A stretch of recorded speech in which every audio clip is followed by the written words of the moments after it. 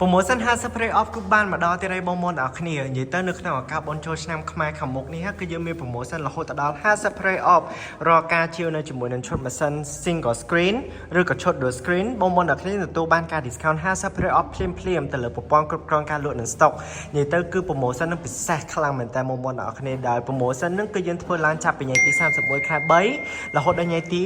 16ខែ4អញ្ចឹងបើសិនជាបងប្អូនទាំងអស់គ្នាគាត់កំពុងតែស្វែងរកប្រព័ន្ធគ្រប់គ្រងការលក់ឬក៏ជាមួយនឹងឈុតម៉ាស៊ីនអាចអញ្ជើញមកបានតន់យើងមាន promotion ណាបងប្អូនទាំងគ្នាហើយសម្រាប់ម៉ាស៊ីនទាំងអស់នេះគឺយើងមានច្រើន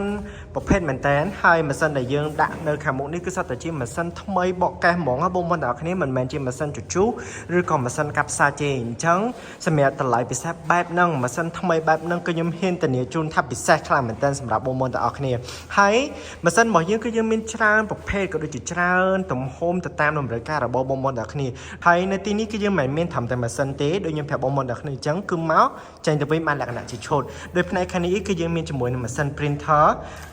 យើងមានសម្រាប់ទាំងប្រភេទ receipt printer ក៏ដូចជា label printer ហ្មងហើយក៏ដូចជាមានច្រើនពណ៌ច្រើនប្រភេទតន់យើងមាន promotion អញ្ចឹងបើសិនជាបងប្អូនទាំងគ្នាមានចម្ងល់ឬក៏ចង់ប្រឹក្សាគឺបងប្អូនទាំងគ្នាអាចអញ្ជើញមកកាន់ក្រុមហ៊ុន TSD បានណាឬក៏អាចទំនាក់ទំនងទៅមកកាន់លេខទូរស័ព្ទឬក៏ page ផ្លូវការរបស់ក្រុមហ៊ុន TSD អរគុណ